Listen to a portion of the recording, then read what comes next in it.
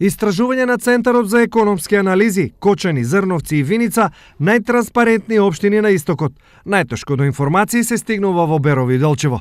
Констатацијата од Центарот за економски анализи ја темелат врз основа на истражување за достапноста на следниве документи: предлог буџет за 2017 година, усвоен буџет за 2017 година, квартален извештај за извршување на буџетот за 2016 година, завршна сметка за 2015 година, годишен извештај за 2015, граѓански буџет за било која година, ревизорски извештај за било која година во последните 5, статут.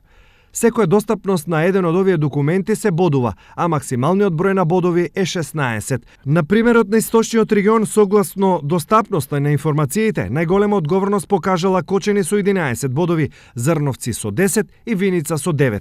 7 години поред, Општина Виница на јавни дебати, заедно со граѓаните на Општина Виница, го проектира буџетот на општината за секоја година. 7 години поред, на крајот на годината, овој градоначалник дава отчет за сработеното, за реализираните проекти. Затоа Општина Виница е една од најтранспарентните општини во Република Македонија. Наспротив нив се општините од Пијанечко-Малешевскиот крај, каде според анализите на Центарот до информации се стигнува најтешко. Индексниот скор во Пехчево и Делчево е од 26, а најлошо е во Берово кое е оценето со 5. Оно што го утврдиле економските експерти, на своја кожа го осетиле граѓаните. Дали знаеш како се трошат парите во општината? Па у туѓи џепови. Кој ти кажува? Никој не ти кажува.